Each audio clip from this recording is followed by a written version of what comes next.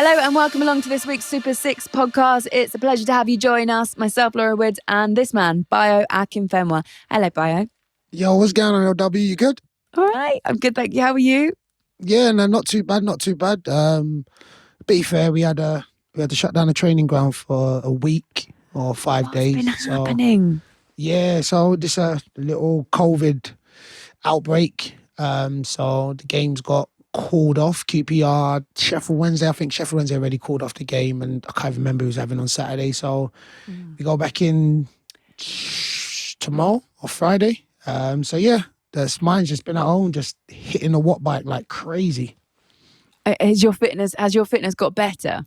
Nah. To be fair, the other day it had me questioning life. I come off the watt bike and I just sat there and I was like, "B, you're 38, man. What are you doing?" I swear to you, I questioned. I was like, man, what am I doing? But other than that, listen, man, I'm healthy. The family's healthy. So listen, I can't complain. What's up with you? News. It's been a busy week actually. So I went to Sheffield on Sunday, did Sheffield United against Spurs. I really felt for Sheffield United actually. It was I don't know if you watched the game, but yeah, 3 goals that probably could have been prevented had they have played a little bit better. Had a little catch up with Jose Mourinho. Always good to interview. Do you know what he does, right? So he terrifies me, if I'm honest. So usually pre-match interviews, you do 2 players. Michael Dawson was there, so we did like a little kind of like catch-up pitch side, and it was really fun actually. And then you usually get the teams come through on this little app before you interview the manager, so you get to see the changes and you get to kind of figure out what the formation might be. So but not with Jose. Jose basically arrives before the teams come out, and then you have to have a bit of paper in front of him with the previous team, so he can go, right, he's out, he's in. So luckily I did. And he walks along and I literally show him my iPad and he goes, right, out, in. And I was like, hang on a minute, what formation is that then? We were like, is it 4 at the back? Is it 5 at the back? Is it 3? And Michael Dawson was standing next to me and I looked at him and I was like, can you figure this out? And he was like, no.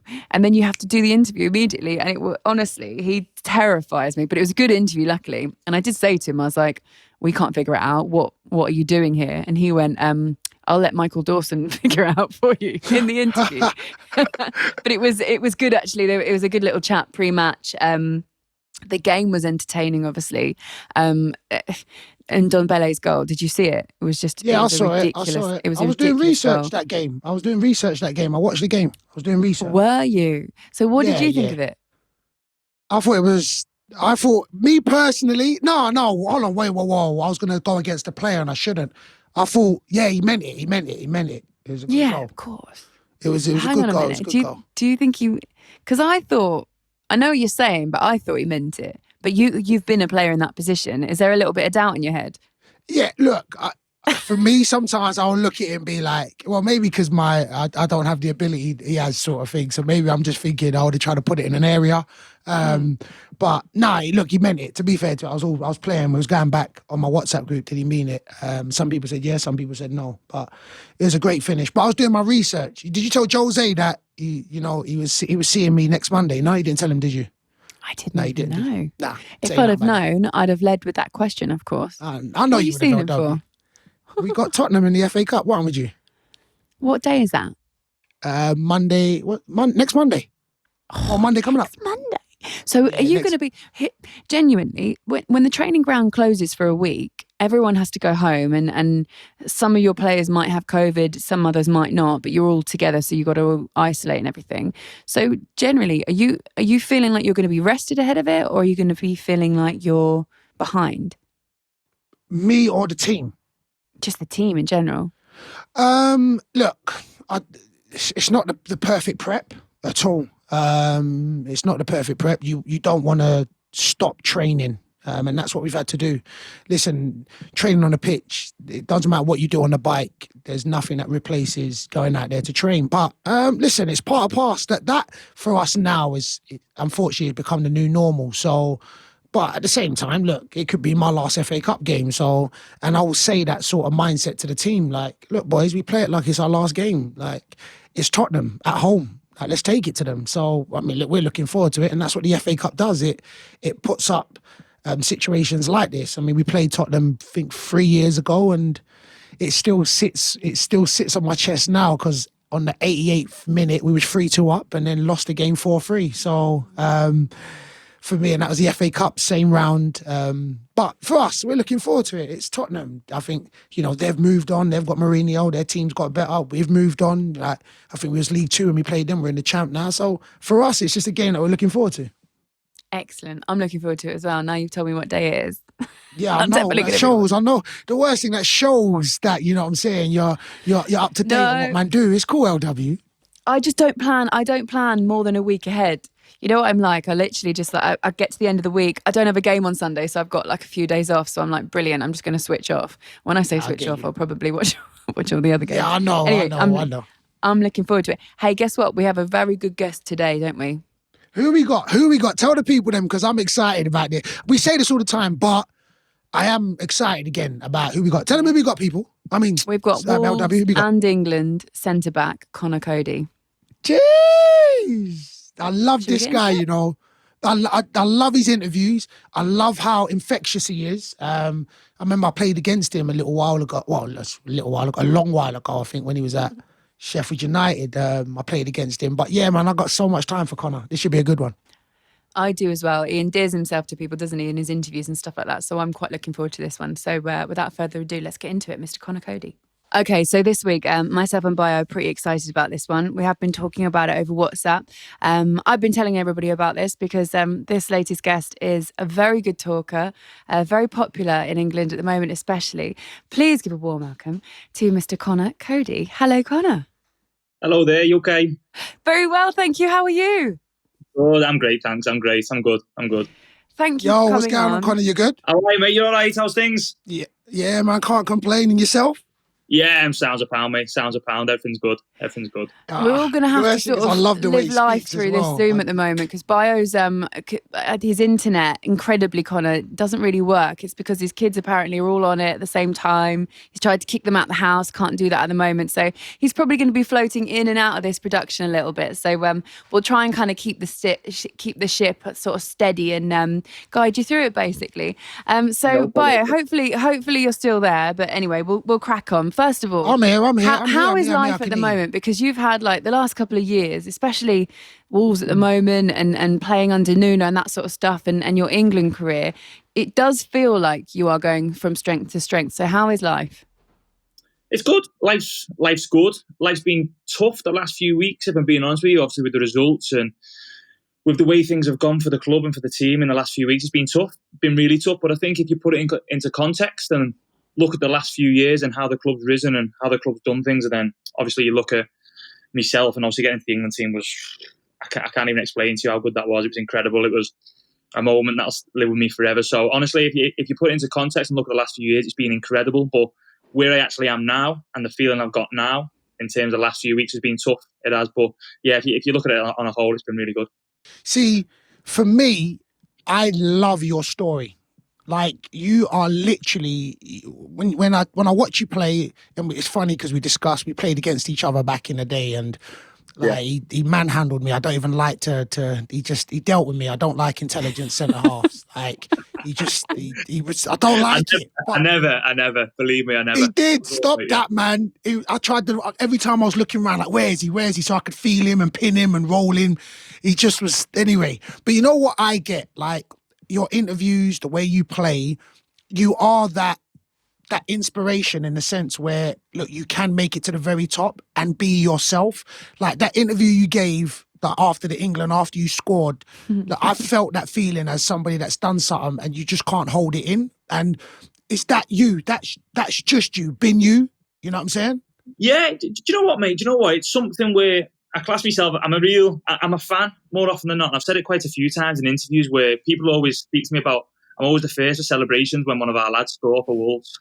And people always mention it to me saying, how the hell did you get there? How did you do that? And the feeling of it is I'm a fan on a football pitch. I'm a supporter first and foremost. I love football and and I love goals going in, and I don't score many myself, as people know. So when goals go in, I get rather excited. So I class myself more as a fan. So when that happened for England and the feeling I had after it, I wanted to tell people.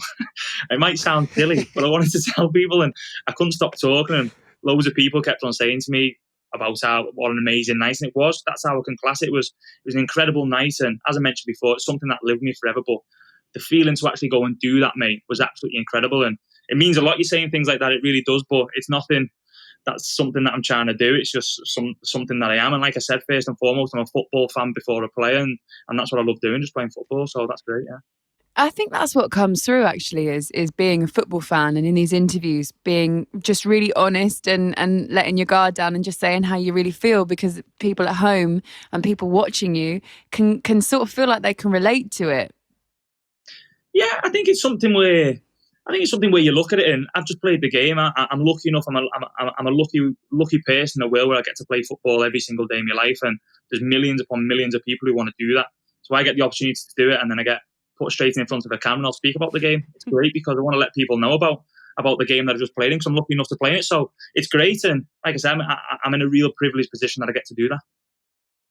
So, like, I want to say, and before we'll go in and we'll touch on your career and that, exactly what LW said, about how it comes through. Because, we are, as a footballer as well, we're humans first and foremost. But I think, like, they put football before anything else. And what comes off the screen is, look, you're a person, you're a man first and foremost. And then the footballer comes afterwards. And that's where it's so authentic. And that's where, I kid you not, this is not me blowing smoke anywhere. I actually just love watching you and seeing you talk, because I get it. I get it as that footballer, but as a person where it's, look, let me let the world know that I'm excited right now. It's not that it's a given that we should score goals or look, I'm happy. And that's what you do. So let me just, before we go in there, don't ever change, broski. Don't ever change. Thank you, mate. A bit like yours after the playoff win. Yeah, you saw how gassed I was. You saw how excited I was. I saw it, mate. I loved it. Really good. Conor, let's talk about Wolves for a second, because you just touched on it there about that the luck doesn't seem to be going your way at the moment. Obviously, Raul Jimenez, it was a horrible day when his injury happened. We want to know how he's getting on and if you've heard from him. And then really, the effect it's had on the team. Yeah, thank you for asking, first and foremost. We see him every day. He's in every day with the lads now. He's obviously not out on the grass. He's not out on the pitch. He's doing light work inside. And you know what? It's just brilliant to see him healthy. He's got a different haircut, which is great to see. His missus is now doing his hair, so we give him a bit of stick on that. He's got a different haircut. But honestly, it's just great to see him healthy, first and foremost. You speak about footballers, like Bayo's just been saying there. We speak about footballers, but we panicked when it happened. I'll be totally honest with you. It was a real scary situation when it happened. And listen, if any team loses a player of calibre of Raul Jimenez, it's going to hit you hard, and it's hit us. So, listen, we need to come through this patch because it's been tough. But on regards to Raul, it's just great to see him healthy. It's great to see him with the lads having his lunch and having his breakfast. Well, canteens closed at the minute, but when the canteen's open, he's having his lunch and his breakfast with us, which is great. But it's just great to see him healthy. Honestly, it's really good, that. So, and that's good. That's wicked, because listen, I've been on a pitch when, players get injured, and, people got to know it's a brotherhood. So when you see one of your, players go down, and then on top of that, the quality that he brings. To be fair, I think he's one of the best strikers in the Prem. Yeah. I think he's got it all. So of course that's going to hit. So what's Nuno said, going through, you lot are going through a bad patch at the moment. So what's the atmosphere like around the ground at the moment? The atmosphere, as I mentioned before, mate, it's been tough the last few weeks. It really has. I think you never want to go through these patches of footballers, and when they come, they're tough to take, but it's important that you come together. We've spoke even more this week now about, especially after the result on the weekend, which was really, really disappointing for us, about we need to come together even more. We need to make sure we stick together on the pitch, the club comes together, because as you mentioned, we all go through them, but it's important you come through the other side, and we will do, because that's what football clubs do. That's what strong football clubs do. That's what strong teams do. And it's important we make ourselves one of them now. So we spoke again today on the training pitch. We worked hard again this morning on different things we need to improve, because we've got a massive week coming up now, because it's always nice to improve in the FA Cup, which is what we want to do. But then we go to Chelsea, Palace, and it gets really, really tough. So it's important we learn from our mistakes. That's the biggest thing. But more importantly, coming together and making sure we stick together through this rough patch, to be fair. Could I want to ask you a little bit about Nuno, because he's been my favourite manager in the Premier League really since he came over, and I don't know, there's a lot of different things that I really admire about him. He can be a really tough interview, but he can also be a really charming interview. Obviously, just depends what sort of day you catch him on and what the result is like. But always very polite, just a really polite man. And I've kind of read a lot and researched him a fair bit, and the way that he comes across as he is with you guys. And one of the things that I keep finding is that if you want help from him, if you want to help develop your game and you go to him, he'll give you all that time in the world, and he'll develop you as much as he can. Is that true? 100%. I always remember one of his first interviews when he first came to the club, and I listened to his press conference when he first came all them years ago, and it was about developing the players that were here. And I'll always remember that, because obviously we had a manager coming from Porto, we'd been at Valencia and different things, managing the Champions League, managed at the highest level. And we had obviously a manager coming to the Championship at the time, and I remember listening to him thinking, I'll give me all. Do you know what I mean? I'll give me all. If he's saying in his first press conference that he wants to improve players, I was one of the players who was here before, and I'll give me all for him. And that stuck with me ever since, because you see young players coming to the club now, he's desperate to improve, and we're all desperate to improve.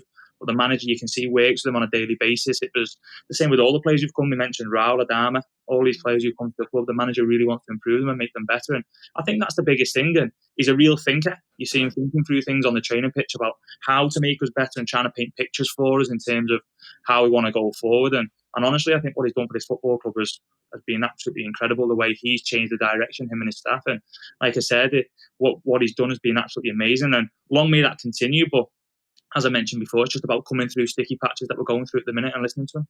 Can he be a bit scary sometimes? All the time. Sometimes. All the time. Especially at the minute. But, he can be. He can be, because, because of what he's like with us, you want to perform well, you want to make sure you're repaying, you want to make sure you repay the club for what the club's done for us in the last few years. And when that doesn't happen, you get down, the feeling of it's horrible, and you're letting him down a little bit. So yeah, he can get a little bit scary, yeah. Bayo, I do this thing when I interview him, and sometimes if I'll ask a question and if it doesn't land quite how I wanted it to, he'll go, no, and I'll be like, oh, damn it, it's that one word. Like, as soon as he answers the question with a no, you're like, you've made a mistake, and you're like, oh, damn it, you just want the ground to swallow you up.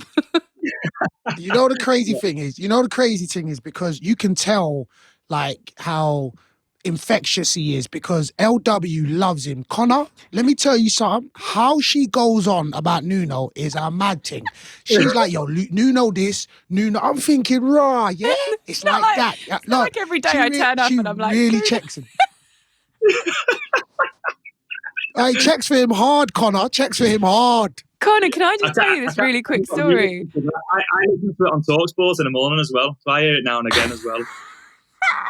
Did you hear about the time I interviewed him in Stands once? It was you'd played Old Trafford. It was a draw at Old Trafford. I can't remember what it was, like a season before last. I think it was definitely a draw.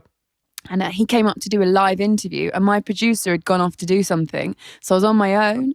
So I was literally just broadcasting in the middle of Old Trafford. It was freezing cold, and Nuno starts walking up the stairs, and I was terrified, because I was like, I actually don't, I'm not prepared for this. And he came so quickly up the stairs with your press officer. And we're like, brilliant. So I pointed to the microphone. I said, there you go, pick up that one. So he picked it up and it didn't work. And then it was like a calamity of errors. He went down the line of 3 different microphones, picked each one up, didn't work. This is all live. The last one, it didn't work. And I just didn't know what to do. And I was wearing a headphone like this with one of those ones that drops down, an arm, with a little bobble on the end. Yeah. So I bent it towards him and we shared it. And we were like this close. I've heard the story, I'm sure I've heard the story before. It was the most awkward event of my life, but secretly I loved it.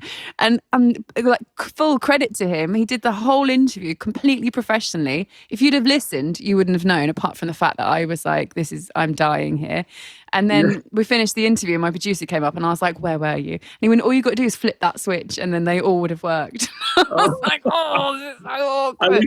Dude, don't lie, LW, you knew that, man. You knew that. You planned it. You think you're slick. What am I going to say? Conor, let me say something, because from outside looking in, he looks like he's mad passionate. I think that one time where he celebrated, where he ran down, and I think he got fined or something, but he ran down. For me, I love that. As a player, if my man, like Gareth Ainsworth, for me, he's passionate. So, Yeah. you know, he'll run, he'll celebrate, you know, he's infectious. You know, it doesn't feel like he conforms. But what Nuno seems like he looks like he's got a switch on him. So, does he banter? Is there a balance with him? Oh, massively, mate. Massively, yeah. He's fantastic around the training ground. Absolutely brilliant. But you know when it's time to work, mate. You know when 10:30 hits, you know you're going on the pitch to work, and you know you're going to get worked. It's as simple as that. But in terms of having the right balance, mate, it's absolutely brilliant, honestly. And we see the same. And that game you're on about, mate, was Leicester at home. It was like nearly, I think it was a year ago, not far off today, to be honest with you. We won 4-3 last minute. Jota scored a hat-trick that game. And it was last minute again. We see him take off down the line. So you know, as you're running to celebrate out of his loss, and you look to your right and he's next to you. That must be the best fit. That must be the best. As a player, if I see my gaffer, I'll be like, oh, snap, gaffer. Yeah, you know, that just brings you. I love that. I ain't going to lie to anybody. I thought that was sick. Honestly, it was a big shock. Like I said, I looked to my right and I thought, next minute, eyes on top, because it was one of them where you'd all pile on each other. And honestly, it was brilliant. It's not just that. It's not just that goal. Like you see, obviously, you see him and his staff of how together they are when we score a goal. And for us, it's great. It's great. It makes it real. Do you know what I mean? You know how much a goal means when a goal means. You scored a lot more than me, mate, and you know how much it means. And honestly, it means an awful lot. I ain't scored in a while, man. Let's touchy subject, man. I ain't scored in a while. Be easy, bud. Be easy. I won't mention it again, mate. Sorry. Thanks for bringing it up. Hey, can we take you back to the days when you were a kid and being a Liverpool fan? Was it always Liverpool? Were Everton ever in the picture? No, so I've got it's kind of split in my family. I've got an Uncle John, and then me other Uncle Wags. He's a blue nose as well. So they're blue noses, but the majority of our family were Reds, and it was just Liverpool growing up, because obviously I played for them as well, which was good. So it was mainly Liverpool, yeah. And talk us through those days of making your debut and just that sort of feeling that, you know, playing for a club like Liverpool. You know what? It was great, and I always talk about it because honestly, we talk about Liverpool and then real massive clubs, Manchester United, Manchester City, and I think the real institutions of football. I'll be honest with you, real institutions, and not just improve me as a footballer, but I think improve me as a person as well, making me realistic to what was coming further on in life, and they helped me do that at Liverpool. Honestly, I can't speak highly enough. And the time that I had there, I was there from the age of 6 or 7, and it was absolutely incredible. And I'm proud to this day to say that I made my debut for that club. And I always remember making my debut. I done it in Russia. It was never something that I ever thought would happen. I done it in Russia in the Europa League. And the player liaison said to me after he comes to me after the game, and I was only a young lad. Honestly, I was so nervous in the game, and it was tough. But he comes to me after and he said, "Listen, no one can ever take that away from you now. Nobody, that's you. You made your debut for the club you supported." And I'll always remember that, because that's something I'll take with me forever, because I worked all them years to do it, and I was lucky enough to do it. But not just that, not preparing me just for that, it was preparing me for later on in life, and knowing how to then go to a different club and try and improve and impress. And they done all that for me. And honestly, I'm very, very thankful for how they brought me up doing that, yeah. All right, so talk to me, innit? What age did you get released from Liverpool, and who was the players that was around, you know, in your Liverpool days? Yeah, so coming through my age, mate, we had quite a strong youth team, if I'm being honest with you. We got knocked out the Youth Cup, I think it was at 18, to Manchester United in the quarters, and we had the likes of John Flanagan, Jack Robinson, Andre Wisdom, Derby, Suso, who's now at Sevilla. We played against him last year in the Europa. There was a few lads. We had a real good side, and then we played the Man United team, and they had Pogba, Ravel Morrison, Sonny Cliff, players like this. A real good side. And it was tough. Honestly, it was tough. But we had a real good side coming through. And then I left at I went on loan to Sheffield United when I played against you, mate, when I was 20, to League One. And honestly, it was absolutely incredible. And Liverpool helped me with that. They sent me there. They were the ones who picked the club, and they helped me do that. So I left when I was about 20, came back, and then I left permanently then to go to Huddersfield, because I knew how tough it was going to be. I was realistic, mate, in terms of my chances going back to Liverpool. So I knew how tough it was going to be, and it was important that I carried on kind of my development, and I went to another great club in Huddersfield as well. So that was when you played midfield when you went Sheffield United, right? Yes, mate. Played central midfield. Yeah, really enjoyed it. So, and that was Maguire was at the back. I remember Maguire had a big ass head and that. He was winning headers. Like, it was, I can remember that game. It was like, yo, I was getting too old for it back then. Yeah, that was a game at Gillingham. I scored that game. I scored. Oh, gosh. He scored. He does score goals. I can't remember. I know we lost the game. I remember the talk. I remember the talk. It was a young Maguire. And it was like, yo, yeah, young brother. And I was like, yeah, he's a pop. Then I remember like we lining up, and I was like, bro, this guy's got a big ass head. I just remember thinking, and then I think the first goal kick, he just powered it back down. I was like, raw, this guy could win some. He had I had Conor screening. The good old days. So you know what? So was you coming back into defence? Which one do you enjoy more? Do you playing in midfield there, or did midfield just make it more comfortable for you to play in centre back? I mean, which one do you prefer? Yeah, I always think midfield helped me, mate. I enjoy centre half now. I like seeing the game in front of me. I like talking to my teammates and helping them as much as possible. I do enjoy playing centre half and trying to play with my brain, because I'm not the biggest and strongest of people. Do you know what I mean? As we were talking about before, mate, I know we were having a bit of banter about it before, but I'm not. So it's harder. I've got to try and use my brain a little bit more to try and play. So I do enjoy where I'm playing now, because I can see the whole game in front of me. I can speak to the lads around me to try and get them to help me as much as I help them. So I do enjoy where I'm playing now. But back in them days, mate, Sheffield, it was great. We played on the Nigel Club, and it was all out attack. It was just run forward and try and get in the box and try and score goals. It was brilliant. I loved every minute of it. Yeah. Have you always been? I don't know if you've noticed this, Bayo, but basically, obviously, without any crowd, we hear so much more. So even though you hear bits and bobs as spectators or people in the media, or if you go to games or whatever, you hear a little bit, but it's usually drowned out by the crowd. Now there's no crowd. We hear who are the really vocal ones, and Conor, you are probably one of the most vocal ones, which is what you're talking about, isn't it? This communication that you have with your teammates and everything. And it sounds funny, but it's really positive, isn't it?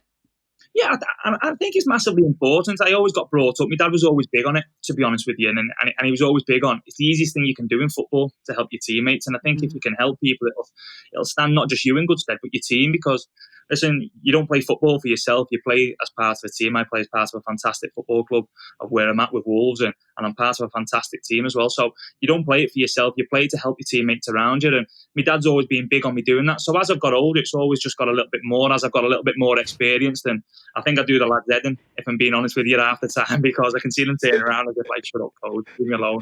But it's just kind of, I'm not the sort of player who'll try and dig people out or anything like that. It's always just to be honest, it's always trying to get them to help me get in here and just standing there to protect me a little bit. So yeah, no, it's the thing I try and get involved in my game, yeah. So have you always been balanced? Because when we hear you talk very methodical. You talk very easy. Fluid. You know what I'm saying? It's that, yeah, fluid is the word. You know what I'm saying? It's just, you're balanced. So have you always been that way? So even when, things haven't been going, so good for you, have you always had a balanced mindset? Because that's what comes off. It just literally comes out when you speak.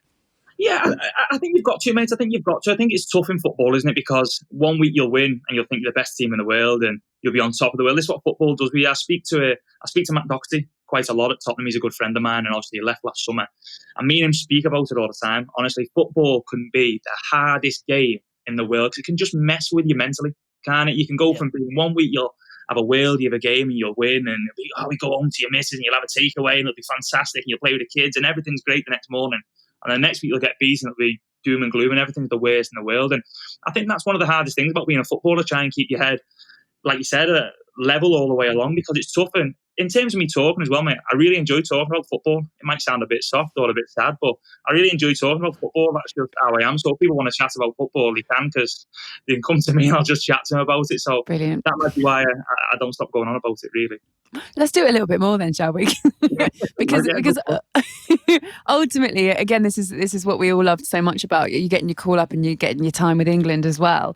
And also when you got that time, it just seemed you seem to look very comfortable in those games, the times that we've seen you play as well in general. So going back to Harry Maguire, and I know that the conversation has been pretty much that he's got a big head so far. But it could be the point that you guys are actually lining up together in the Euros. So making it like a serious conversation, it could be something that you guys do together. And do you look back at your time at Sheffield United and you think, gosh, look how far we've come? Honestly, do you know what? First and foremost, I think when you talk about being comfortable, that came from all them players. I read a lot of things about England, and obviously England's the pinnacle of anybody's career. But honestly, when I went there, them lads were absolutely incredible. And I knew H from before. H is one of the nicest fellas you can ever meet in your life. Honestly, with what he was like with me at Sheffield United, and then obviously going into the England fold. And listen, I knew him before, so it was always good to go and chat to him. And I'm good friends with him anyway.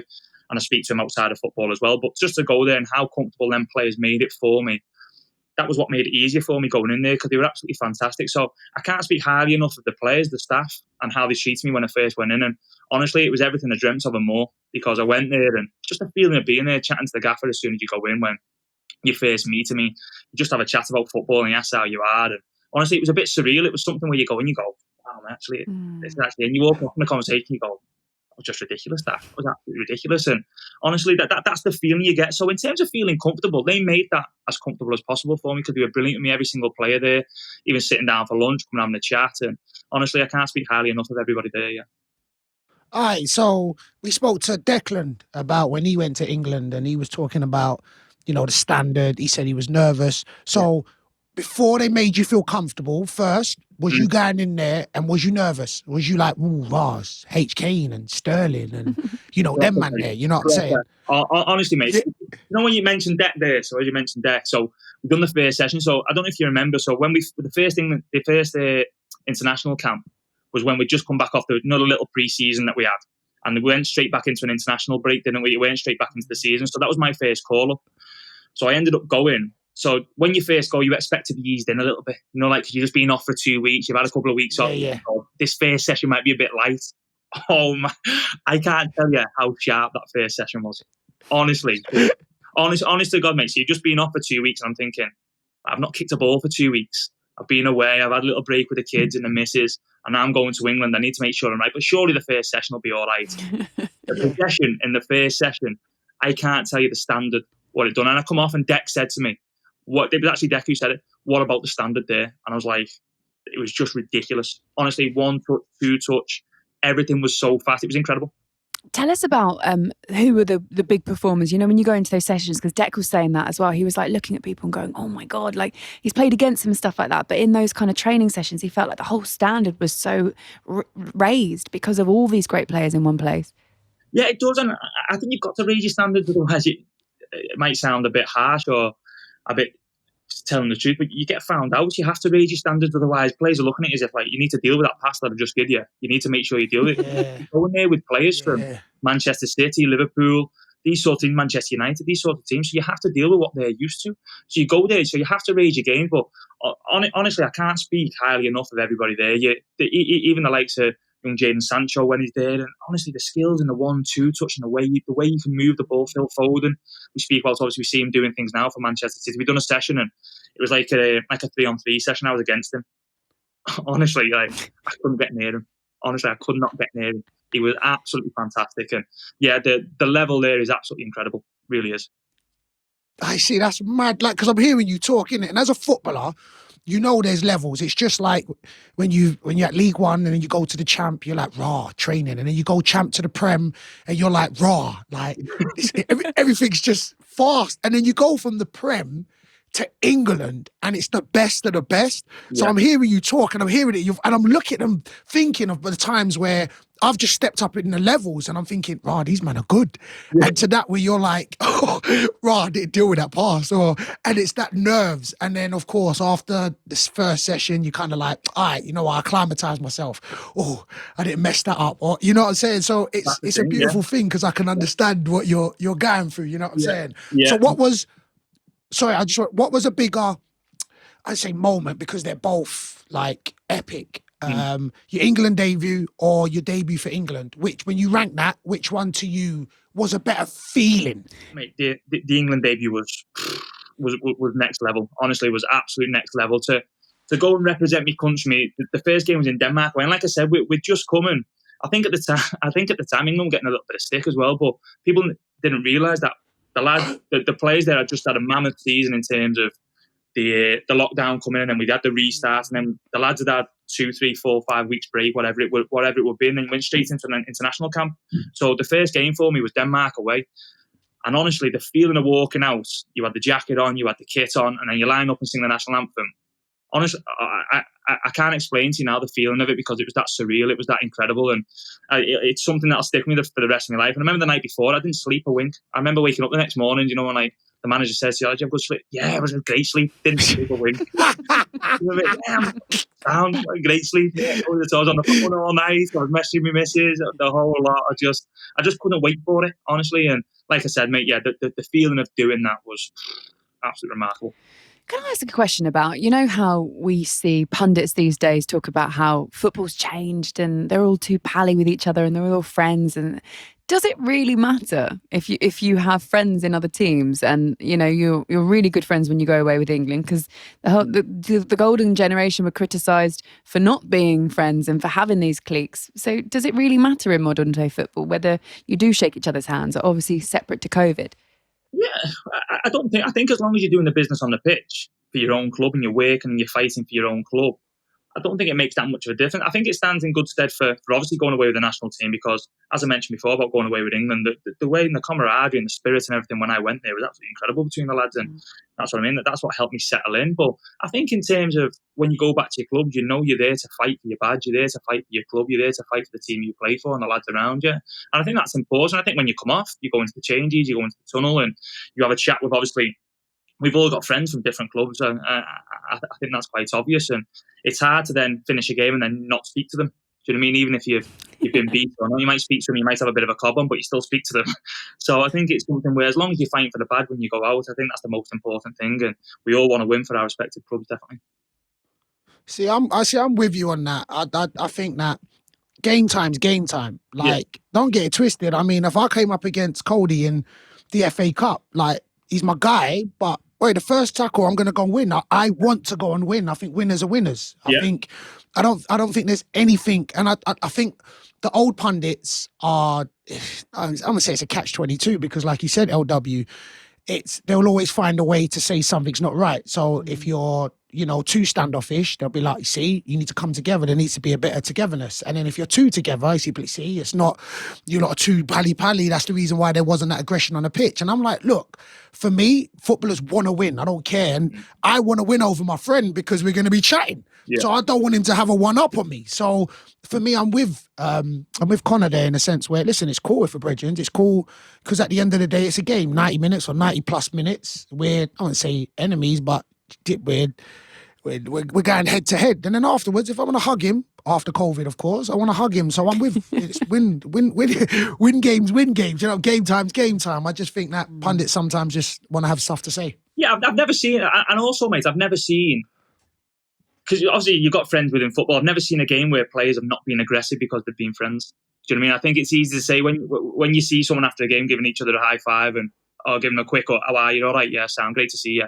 It's only usually one of them. Do you know what I mean? It's nothing what you're meant to do, just blank your mate and walk past. And do you know what I mean? It's a tough one. I've never ever seen a player at any level go up against a friend and not be aggressive, because that's what you do. It's natural. It's natural instinct to go into the game and go, I'm doing this today. I'm doing this.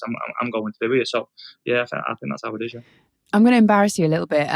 You probably already know this as well, but just to big you up a little bit more, you're the first Wolves player to make a debut for England or play for England for over 30 years. So the last one was Steve Bull. So I imagine your fan base are incredibly proud anyway and very, very loyal. So did that make it a little bit more special for you? How did your fan base react? Oh, 100%, because leading up to it, listen, Wolves fans have been absolutely incredible with me since the first day I come in 5-6 years ago. They've been absolutely incredible, and they've been pushing for an England call up for many, many years. Wolves fans saying it to me, we've heard it, yeah. They've been pushing it for many, many years. So I know how much it meant to them, and playing for England was a lot for them as well, because of what they've been like with me over the years. They've wanted this for years, and you could see the pride that come out in them. And it's just disappointing we're not allowed them in the crowd, in the ground at the minute to obviously celebrate them sorts of things. But honestly, it was massive for them, and doing that was partly for them as well, because of how they've been with me since day one when I come to this football club. All right, cool. So I'm going to say something, and of course, we're not even going to try and disrespect Wolves or the fans because you are, their player. But how does it make you feel when you're linked with, a possible return to Liverpool? There's that talk. They've always said, listen, what Conor's doing his thing, and they can always see you going back to Liverpool. When you hear stuff like that, of course, not to disrespect Wolves, how does that make you feel in that sense, just because it's your childhood club? Honestly, mate, it really does not affect me. It does not affect me whatsoever. It's something where I've grew to love this football club since the day I came into it. I've mentioned it plenty of times before, and I think them sort of things are easy to put out there. I think they're easy to read. I think it's something that people just put two and two together and go, oh, that might happen, or that could happen, or whatever. Honestly, I couldn't be happier where I am. I speak about being at this football club all the time and what this club's given me over the years. I've been here for 5 or 6 years now, and this has given me my whole life. I've got everything to owe to this football club. So in terms of reading things that aren't true, things that are out there that aren't true, it's not something that people have got to worry about, because I mention this club all the time and what it's given me family, given me children. All my children know is me playing for Wolves. That's all they know. I've got a 5-year-old boy, a 3-year-old and a 1-year-old, and all they know is me at this football club. So they love this football club as well. So in terms of what it's given me, I've got a massive amount of gratitude for. So it doesn't affect me, things like that. I don't look too much into things like that. It's not something that affects me. I just know I love being here every single day. Do you know that attitude that you have there? You hear that sometimes when people aren't really sure how to deal with scrutiny that comes with football, especially the young players, and having a family and kids and a wife, and just something that you can close the door, and when you close it, it's shut, and you're separate from the game and all the scrutiny that comes with it. Do you kind of, and wisdom is sounds like a really old word, doesn't it? But do you talk to the younger players in the role that you're in at Wolves and say, look, you've got to have something other than football and not absorb all of that negativity? Oh, 100%. 100%. I think it's huge. And Bayo say the same. I think it's massive. We mentioned before about the run we've been on the last few weeks. Going home and closing the door takes your mind away from everything. Honestly, it's the best thing you can ever do, because the run we've been on, it affects you. You go into football every day, and you need to try and make sure you're going with a smile on your face to try and uplift spirits and try and make sure you're ready for the next game. But to go home with your kids and they just take your mind off, then you close the door, you shut away the world, and kids are jumping all over you, and you're watching a film, or you're having dinner, or you're playing on the PlayStation with them. Your little man plays PlayStation now. So it's the most important thing in the world. And I think it's massive for young players, because I was the same as a young player. I used to think about absolutely everything. I'd go, I've done that pass wrong, I've done this wrong, I missed a tackle, I missed a shot, I've done this, I've done that. And I think it's easy to go home and sit in your bedroom and go, right, what did I do wrong today? And maybe watch the game back straight away. You know what I mean? That's something where you need to try and obviously switch off and rest your mind a little bit, because mentally it's tough. We've discussed this many a times with the footballers about, and I want to say it's the older players, because Declan was pretty balanced as well in the sense of that. And I'm with you. I'm a family man, and it's and you mentioned it. I think we of course the league we're going through at the moment, we're bottom of the champ, and so we haven't won many games, and so I think we beat Cardiff in the changing room. And when I mean the shift, it was just crazy, because the day, I think a couple of days before, we had lost, and it was so, the energy and the atmosphere in the room was so bad. And then 3 days later, you could just see how different it was. And I remember sitting there with the skipper, Matt Bloomfield, and we looked at it, and it was like, rah, look what football does in it. And for me, it's a balance where it's like, look, we can't get too high and we can't get too low. And I'm exactly like you in the sense where I come home, you got 3 kids, I got 5. So I come home and it's pandemonium in my house. It's carnage in my house, and I ain't got that Premiership money, so we're on top of each other. You know what I'm saying? Like, you know what I'm saying, Conor? Say that. So got more than me for sponsorships and that, mate. That's about you. All right, stop that. Anyway, I'm going to tackle you later about that. But so I'm with you in the sense where you allow it just to switch off. You're like, you know what? Bad game or bad result, not good day at the office. And then you then go again. And then Monday, when you're next back in, you'll be like, look, let's go again. And it's so powerful to try and say that to the young kids that don't have, so young players that don't have families and they're going home, and it's like, listen, it's a balance. Don't overthink it. Switch off and we go again Monday, because there's nothing you can do right now. So I totally get what you're saying. Yeah. Spot on, mate. I think time's big as well, innit? Giving yourself time to think, mate. You can go home from a game. I went home after West Brom the other day, and honestly, the hardest drive home in the world. I went home and you could see Amy, my missus Amy, she was on centre hooks with me. She was like, "You're all right." You know what I mean? Like one of them. So I go in and I'm like, "Yeah, I'm all right." And then the kids come and jump on you. And time helps you. Time heals you. Really does. Do you ever do that when you kind of go, right, this is a bad result, but because you've experienced it before, you know that it takes maybe 1 day or 1.5 days and it will start to get easier. So you almost kind of just go, right, just get through these 24 hours and then you'll wake up and you'll feel a lot better. Yeah, I think so. And listen, every bad result is tough to take. Every bad result is tough to take. Like I said, I go home and I can see him and just, you're all right, ask me different questions. But you know that with time, then you get back with the lads on Monday, you have a chat. Obviously, you speak about the things you've done wrong more than the things you've done right. You get beat. Natural, that's what you do. So you get back with the lads and then you want to put it right. The feeling you have in your body and in your bones is that I need to go again. I need to put this right. I need another game. I need something else quick. That's why when we play in the championship is incredible for it, because the amount of games you play is just absolutely ridiculous, isn't it? It's Saturday, Tuesday, and you just go against you. Whoa. This is how I know we're different. I hate how intense it is. My knee, what? Oi, LW will tell you, when I see her after a game, oh, bruv, nah. I've got to the point where I just look for, when it's mad cold, I'm like, oh, this is retirement weather. When I'm sitting on the bench, I'm like, oh, this is retirement game. What? I'm at that stage, brother. I might get to that then. That might be coming in a few years, mate. Just to clarify, I'm a little bit older than you, to be fair. Me and Bayo don't live together. It sounds a little bit like you're saying, right, after a game and I see her. We don't live together. Whoa, don't put a disclaimer out like that, like that's a bad thing. LW just shouts, whoa, I don't live with the brother. Hey, okay, LW, okay. If you've got a spare room, I'd love to. Did I just tell you I don't make Premiership? We're on top. Like, there's 5 kids. They ain't got no space. I'll go in the roof. It's fine. I like the company. Listen, I want to ask you about the championship while we've got you on that topic, because your team, while you were in the championship, was ridiculous. Like some of the names that you guys were, like Neves, Jota, Bolly, of course yourself as well in there. Some of those games must have felt, and obviously you're going to respect everybody that you played, but you were just a class above, weren't you? Honestly, the season was incredible. I look back on it, I just have a big smile on my face because the season itself, and I know we're having a bit of banter about it, but I watch the championship now. I love it. I love everything about it. I love the games. I love the teams. I love the way they play. I love the players. I love absolutely everything about it. Whenever there's a game on in the championship, I make sure I watch it because it's brilliant. And that season we all speak about it now. Ruben loves it. So Ruben obviously came from Porto, with youngest ever player in the Champions League, and then we seen him coming in.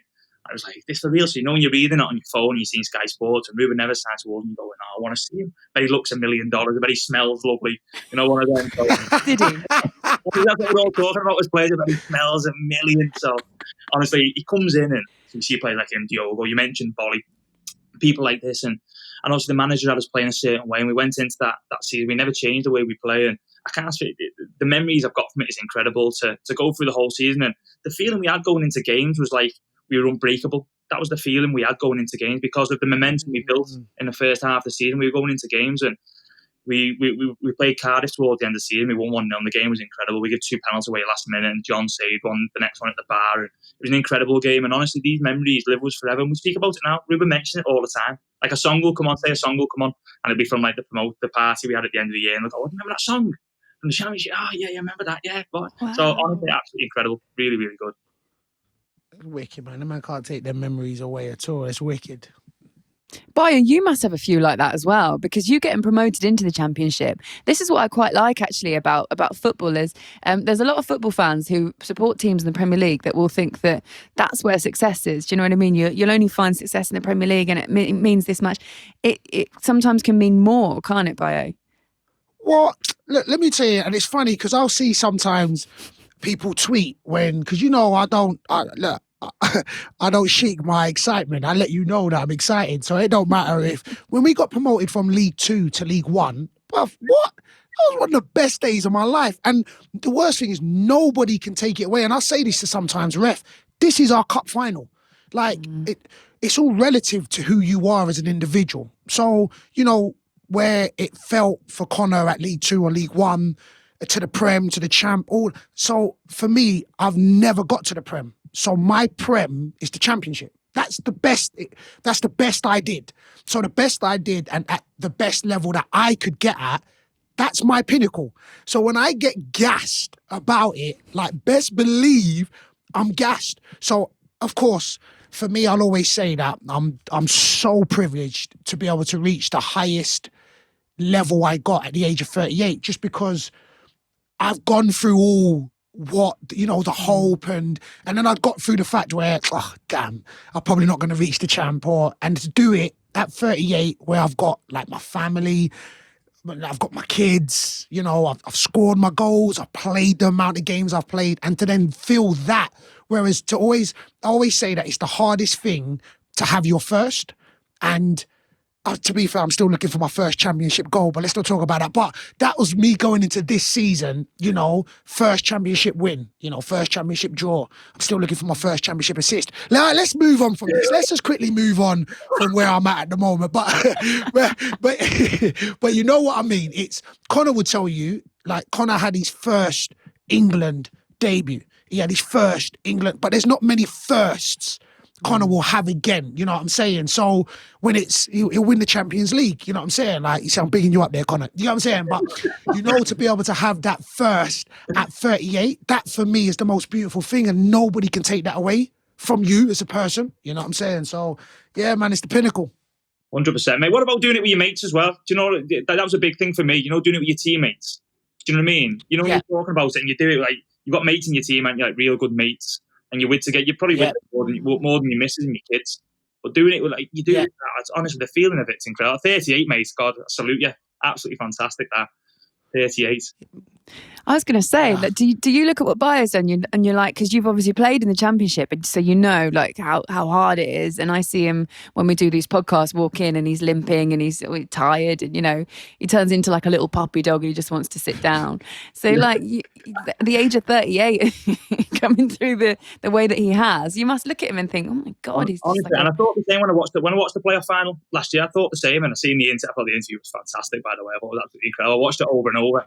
Like the on the the Sky Sports Instagram and all that, where you just replays itself. I was watching it over and over. But honestly, mate, I think it's absolutely incredible. And like I said, watching that game and seeing the excitement at 38 that you can get at 21. That's what football does for you, innit? Do you know what I mean? Still getting that excitement, still feeling that feeling of getting promoted. Like you mentioned, it doesn't matter what league you come from. It's the feeling of doing that. And like you said, it's not just Premier League where you have highs. You can get it in the Championship, you can get it in League One, and that's the best thing about football in the country. I've got a question to ask you, Conor, then, because you'll look at Bayo and Bayo will look at you and think that you're a young pup, to use his terminology. So what advice, having gone through the Championship and got promoted out of the Championship, what advice could you give Bayo at the moment, who's middle of the Championship season, knows it's really like difficult? What can you tell him to make it slightly easier? I need to give the big man advice, Every day's a learning day. Speak, brother. That's School me. Question to give the big man advice. Listen, I can't give you advice, big man. You've got to give me some. You've got to give me a lot more years on me, mate. I feel bad doing that. Nah, listen. Do you know the worst thing is? It's like for me, like I said, I get a buzz. Like you said, you watched the Instagram, my interview, and it's the same. I watched yours. You give me that feeling of, yeah, man, like it's cool to be excited. It's cool to be you. Like even when Carragher interviewed you about giving the other person man of the match and you said you thought it was you, and you're just like, what are you talking about? It's just real. Like that's where I'm talking about, where I'm like, nah, man, I still love this game, because I feel like only footballers know. Like you said, at 38, I remember somebody saying, but he's too old to be. I remember somebody saying, he's too old to be talking like that, or some nonsense like that. And only footballers know. Like my strike partner's 20. Yeah. Could be 19. So, and of course, young players keep you young. The maturity we've got, we give the experience, deal with this, deal with that. But they keep you young. Like I said, there's retirement weather. And I'm like, oh, man, I can't be asked. And the young pups will turn around and say, you're too old, or let's do old against young. And it just is like, what? You're trying to say I'm over the hill. So for me, every day is a learning day. So when I watch your interview, I'm like, nah, man, I still remember that feeling. I still got that feeling. I still want that feeling. So, nah, man, you're inspiring me without even knowing that you're inspiring me. So, like I said, don't ever change. Thank you, mate. It means a lot, that. Thank you very much. Really means a lot, that, mate. Tell us about your season at Sheffield United that ended up in an FA Cup semi-final. Oh, it was brilliant. Honestly, absolutely brilliant. I can't speak highly enough of my time at Sheffield for starters, because the people there were fantastic. The players there were brilliant. And we started off really poor, if I'm being honest with you. And then Nigel Clough came in and he was fantastic for me. Honestly, a real good man, a fantastic manager who helped us kick on and made sure we had a good season. And we finished with an FA Cup semi-final, and the feeling of doing it. And honestly, you know what? Little story. We were 2-1 up at half-time against Hull, and Hull were in the Premier League at the time. We were obviously League One. And we come in at half-time, and literally everybody was silent, and we just burst out laughing. Everybody just burst out laughing, because literally if Sheffield would have got to the final, I think they'd have been into the Europa League or something like that. They had a chance of getting into the Europa League, and we were in League One. And it was absolutely mental that we could even think of that. So we came in and we just had like a little bit of a laugh to ourselves. And the game was incredible. We got beat 5-3 in the end, but we gave a great account of ourselves. And honestly, the club is absolutely brilliant. I loved it there. In your first season then of professional football, you played like 50 games or something ridiculous. Was your body fully prepared for that? Did you stop and think, oh, this is quite a lot? I had to be prepared for it. I had to be. I went to League One, and the league was brilliant. Honestly, the league was brilliant. The teams we were coming up against, the things we were doing. And like I said, we started off really poor. I went there under David Weir, and it was tough under him because we were trying to play different ways. Like I said, the league was really good, and it was a tough league. And Nigel Clough then come in and really changed it. He knew the league. He knew how to play. He knew how to play with the players he had. And my body had to be ready for it because we had that many games. And honestly, it was brilliant. I loved every minute of it. Conor, do you get on with everybody? Because it seems like you're a brother that just gets on with everybody. Like, it was at any time where you was like, nah, man, I don't check for that person or I don't check for that time. Let me quick ask. Who is your favourite manager to work underneath? Because you worked under a few managers. Yeah. Who was your favourite manager to work under? It's a real tough question for me, that, mate, because I've loved all of them. Honestly, you mentioned about getting on with everybody. I try my best to get on with people. It's the best way of life, and I think if you're arguing in life is a problem. I mean, life's too short to be arguing or not liking someone. And I know some people don't get on or whatever, but I try my best with everybody. I've worked under some top managers. I'd have to say the manager here, Nuno, is for what he's done for my life, my career, everything about it, my family, everything has been absolutely incredible. So I'd have to say him. But working under Nigel Clough at Sheffield United was brilliant. Chris Powell at Huddersfield, what a real great person Chris Powell is. And when I first went with England, Chris Powell was there working with Gareth Southgate as an assistant manager. And it was great just to see a friendly face. I had a chat with him about our days at Huddersfield and where we both come to. And it was brilliant. So all of them have been brilliant. But I'd say, obviously, the guy from under now is absolutely fantastic. What were those days like at Huddersfield? Loved them. I sound like a broken record, don't I, really? But I was about to say, love your game. He can't speak highly enough of Huddersfield as well. It might get a bit bored in this interview. I just keep on saying, no, it's great. But honestly, like going to that club, I've got a lot to owe Liverpool for as well, because they kind of helped me pick that club. I went to a club filled with fantastic people, brilliant supporters, brilliant ground, great lads, brilliant staff. And Chris Powell came. I actually signed under Mark Robbins, and he was only there for one game that I was there, and he ended up leaving. And then Chris Powell come in. And honestly, as a person, I can't speak more highly of him as a person. He was absolutely brilliant, and what he brought to that club was fantastic. And we had a good season that year. I think we finished 15th, 14th. And at the time for Huddersfield, it was a good season. It was something that we were good doing. So yeah, I had a great season there. I loved it. Okay. We're going to do some final questions with you. And these are sort of more quick fire, not essentially quick fire, because we never really get through them that quickly. But what sort of career would you like to have once you retire from football, do you think? Oh, it's tough. It's tough. It's obviously something in football. So people speak to me about management and doing a bit of the punditry, which I've tried, and I loved it, absolutely. Just talking about football and looking at different tactical sides and how teams go about things and how they set up and watching it on the screen. I also done Monday Night Football with Karen. That was absolutely amazing. I loved the experience of it. It was brilliant. But I think in terms of having a little go at a manager, it's something that's on my mind. It's something that I'd love to do, but it's making sure you're a good one. I wouldn't want to get into a point where I think to myself, right, I'm not going to be too good at that. I want to put myself in a position. I want to embarrass myself, if I'm being totally honest with you. So there's a few things on my head at the minute, but it'd be one of them too, without a shadow of a doubt. Yeah. Do you worry that if you went into management that unless it went well, and with managers, it's always inevitable that it ends. Do you know what I mean? It will always end at some point, and it probably won't be a good ending. That's just kind of the way that football management works nowadays, especially. So does it ever concern you that if you went into management, it would change the way you feel about the game? Yeah, it could do. It could do. I think I would have had enough experience in my career for it not to do that. If I'm being honest, I'd have been through enough ups and downs. Come whenever my career, hopefully I go to 38, 40, whatever Bayo tends to finish. But hopefully by the time I come to that point, I've had enough ups and downs where I've got through that point, if you know what I mean, where football's enough to keep me going for the rest of my life. Do you know what I mean? As I mentioned to you a few times on here, I love speaking about it. I love talking about it. So I hope I don't get to that point. But listen, you've got to really believe in your own ability to do that, because you're the leader of the club. You're the leader of the club. And I've worked with some fantastic managers who can take advice off and tips off. But it's something where I'd have to make sure that I wouldn't go into a job to embarrass myself, and being honest with you. So, like, you're 27 and you already know that you want to be a manager. Like, you've got 10 years minimum left in the game, like, to 37, but still know.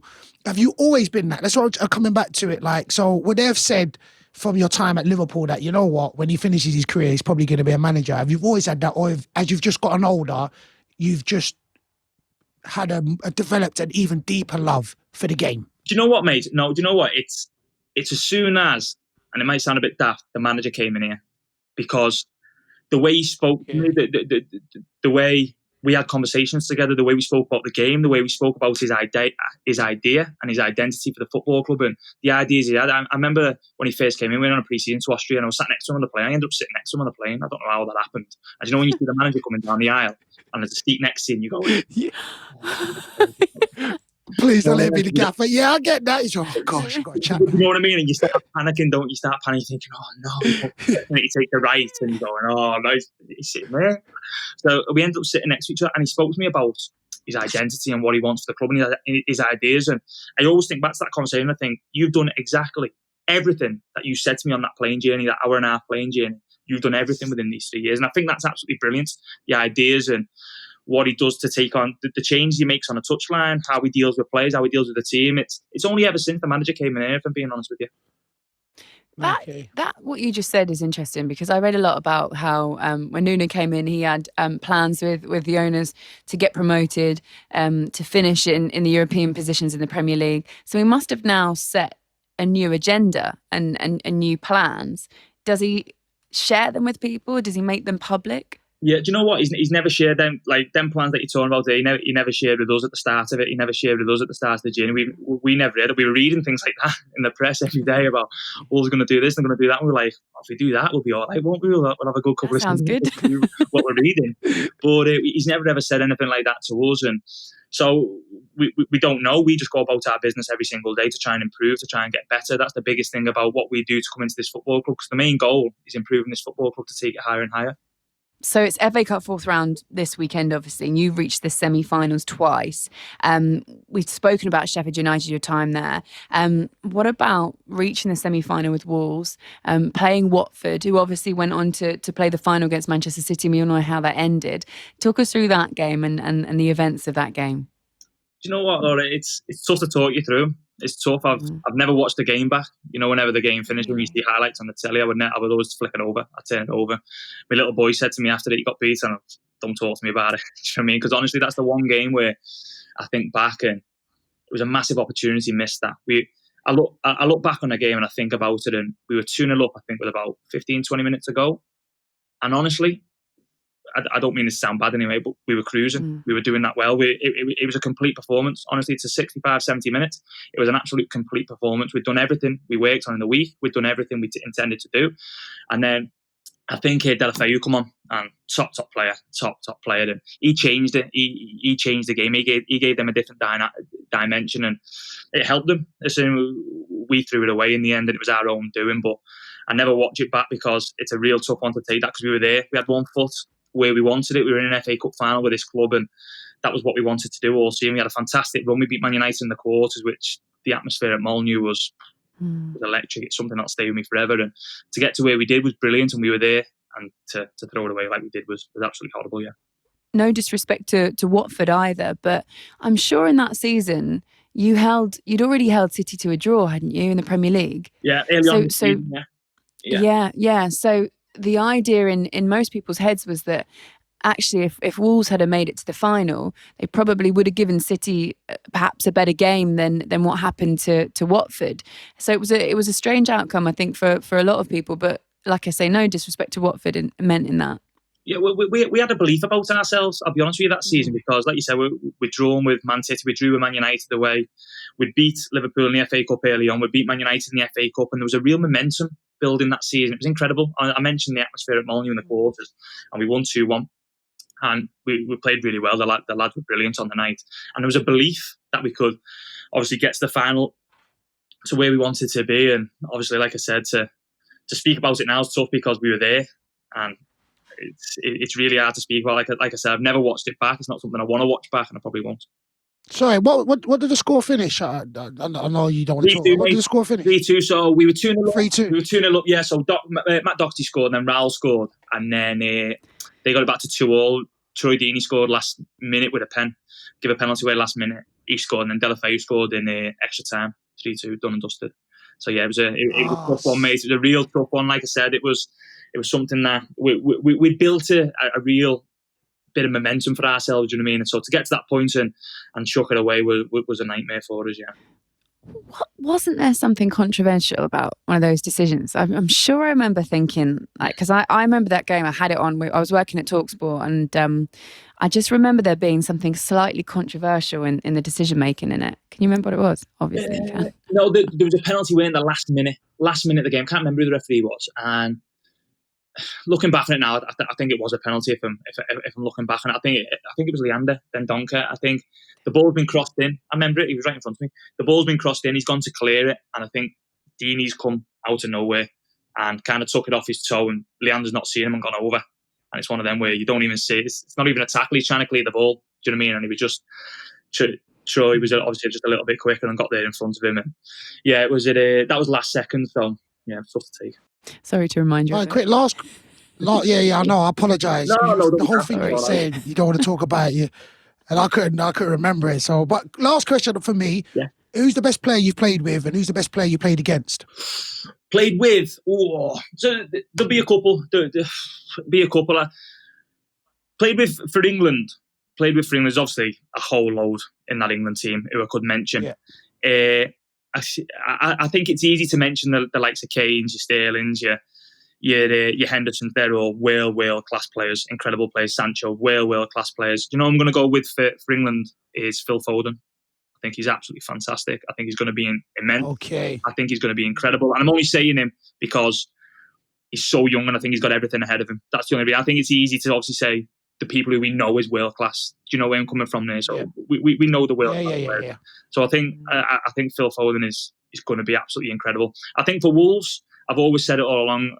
Ruben Neves is one of my best mates, and I've played with him for many years now. Incredible footballer. I think he's going to have everything in his career. Honestly, I think he's that good. So, and he's one of my best mates. So, Ruben for Wolves as well.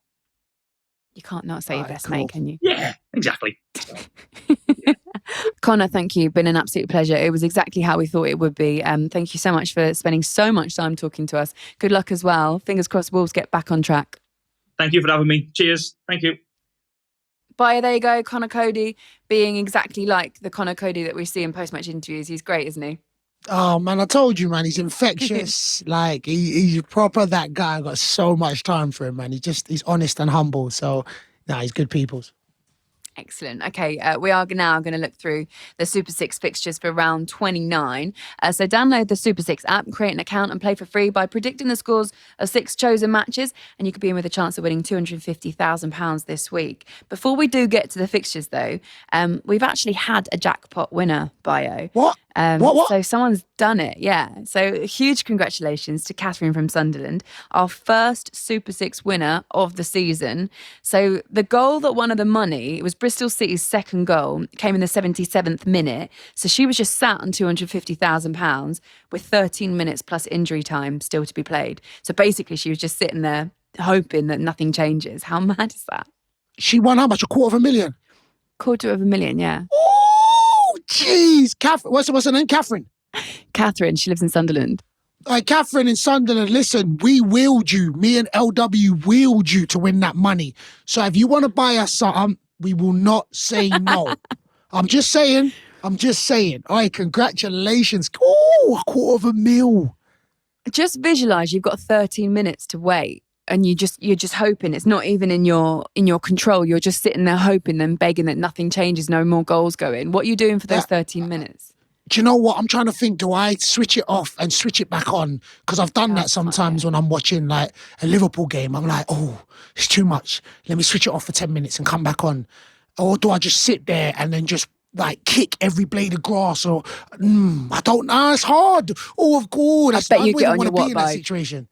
Like, you have to Get on your what bike. and come You back. do some exercise, wouldn't you? You do some squats. Do you know the worst thing is I don't know if I think things get smashed up either way. So I think like if I don't win the money, I smash up because I'm mad. I'm like Bristol, man, or whoever they played.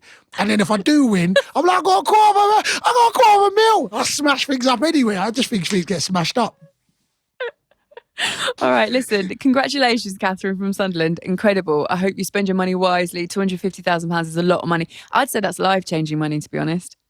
Yeah, it's life-changing money. It's life-changing money. Definitely. Don't forget about our Super 6 League. You can join using the code SUPER6, and there is a £1,000 prize to be won at the winner of that individual league. And another reminder, you can invite your mates as well. They can join Super 6. Invite any of your invited friends. If they go on to win the jackpot, you get £25,000 as well. So extra incentive. And make sure you get involved, as we could be talking about you next week.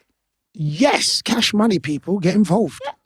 Okay, prediction time. Here we go. So basically, I'm going to read you out the fixtures. All we want is the predictions, and we'll see how we get on. So, Bayo, West Ham against Doncaster. Oh, West Ham, Donny. West Ham are in good. Oh, but so's Doncaster, to be fair. But I'm going to say 2-0 West Ham. I'm going to say 3-0 West Ham because Mikel Antonio's back, so I think they're going to score a few. Next one, Sheffield United, Plymouth. Sheffield United, Plymouth. Plymouth in good shape. They beat Sunderland yesterday, I think, 2-1. Sheffield United struggling, but I'm gonna go for an upset. I'm gonna say 2-1 Plymouth. Are you? I'm going to say, you know what? Sheffield United got their first win in the Premier League. They got an FA Cup win, obviously, as well. Then they got 3-1 to Spurs. You know what? I think they're going to bounce back from that loss. I think they're going to beat Plymouth. I reckon it's going to be 2-0 Sheffield United. Next one, Brighton v Blackpool. Blackpool. I'm going to say, I think Brighton's going to win this 2-0. Oh, I was going to say that. Okay, just to be different, I'm going to say 3-0. Brighton plays some really lovely football. Tariq Lamptey just signed a new contract as well. 3-0. Don't know what that has anything to do with it. Barnsley v Norwich.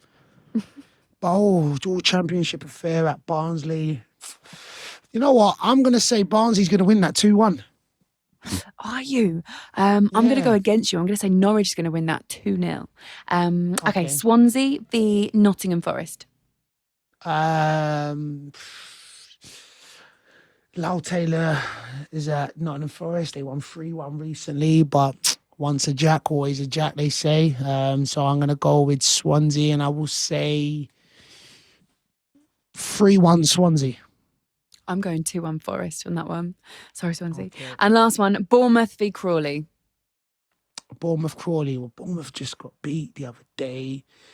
Crawley had a really good performance against Leeds, was it? Yeah. 3-0, right? 3-0, yeah. But I think Bournemouth's going to bounce back, so I'm going to say 2-1 Bournemouth. I'm actually going to say 2-0 Bournemouth. I think that Crawley have sort of played their final in that sense. I think Bournemouth will be a bit too much for them. So even though Leeds won, I'm going to say Bournemouth 2-0.